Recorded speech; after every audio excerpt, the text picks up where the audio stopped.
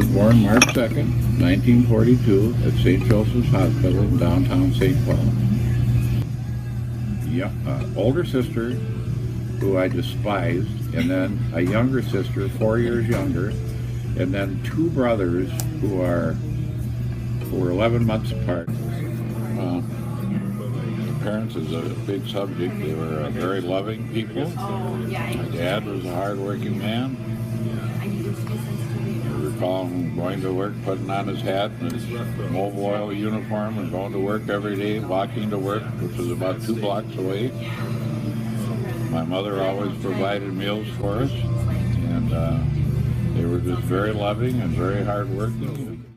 And they received help from brothers and sisters, that would be my aunts and uncles, in terms of raising the children. But it was only, I remember my aunts coming over and helping my mom, and I don't know if she was considered handicapped but they were deaf. And aunts and uncles would come over and help with the hearing part until the equipment came along where they could pretty much run the household on their own. They were wonderful. They always wanted the best for me.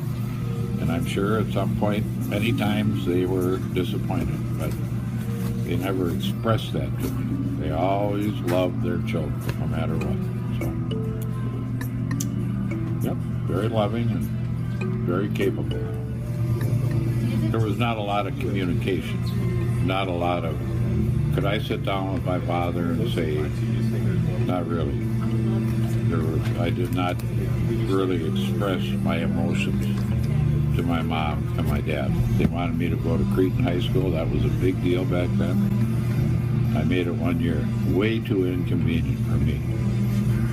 So, without even discussing it with them, I dropped out of high school. One morning I woke up, my mom had my Cretin uniform hanging there, everything shined up, and I said, sorry, I'm not going. Went to Mankato State College, went down there, learned about what real social life was, learned how to drink, learned how to do all the wrong things because it was paid for, no responsibility. And the end of the first year, he said, we'll see you later. I was expelled on social and academic for things that I did. First time I was ever away on my own. Nobody to ask me or tell me what to do. And I misused it. I was not nearly as responsible as my mom and dad were. Not nearly. It again was by the seat of your pants. And it generally was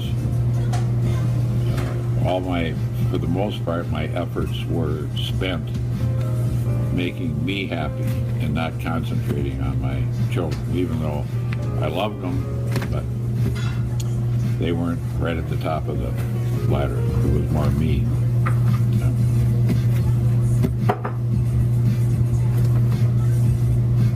I was not nearly as good as my mom and dad were at raising children. Not even close. Too many distractions. And at some point in school, even though my next door neighbors knew that my mom and dad were deaf, I was afraid to bring any friends home because my parents were different than their parents were. And I remember even telling my mom, why aren't you like Mrs. Conley? She's really a nice lady. Well, my mother was wonderful, but and there was a lot of times that I was ashamed of the way they were. I was raised by Sisters of St. Joseph at the Catholic grade school for 8 grades, and I vividly recall the Korean War was on at that time. And I would come home, and some of this fear I developed, of course, well, I shouldn't say of course, the nuns instilled us with this fear of these people coming to get us. And I would make myself sick to my stomach sitting back there worrying about those people coming to get us. I remember that vividly. And then if it wasn't that, it was the Russians. That was the next. Or no, it was Vietnam. And I was actually drafted are hereby inducted into the the Armed Forces of the United States. I had taken my physical, and it just so happened that I got that letter when I was on my honeymoon. This was not intentional. I was on my honeymoon with my wife, and we came, and my mom stood at the door, and she had this letter from the Selective Service, handed it to me. She was crying. I opened it up, and it said, "You are hereby inducted into the Armed Forces of the United States." So in my usual fashion, I went down to this Selective Service office. So I remember I pled my case. I said, would I have gone? Yes, I would have gone. I wouldn't have on purpose said. Of course, I didn't want to go, but I would have had they forced me to go. And I told them my story. I said, I just got back from my honeymoon.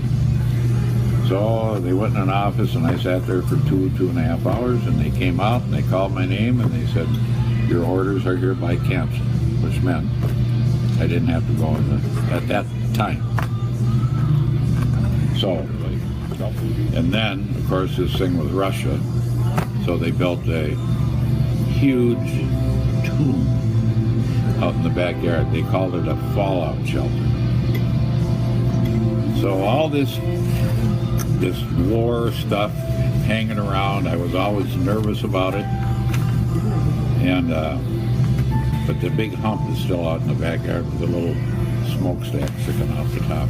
So it was a fearful time for me. Yeah. Yeah, I discovered something about myself. It was very fearful. I was always worried that somebody was going to come and get us. Part of that was because of the nuns, and part of it was just because of what was going on. So, yeah, it's pretty short and simple. I would like to be remembered as a survivor and an underachiever, always willing to do whatever it took to get by. I do love interacting with people around me, and I am passionate about customer service, love of my fellow man, and observing others succeed. And that would be, you would be near the top of my list, because you're my granddaughter. So.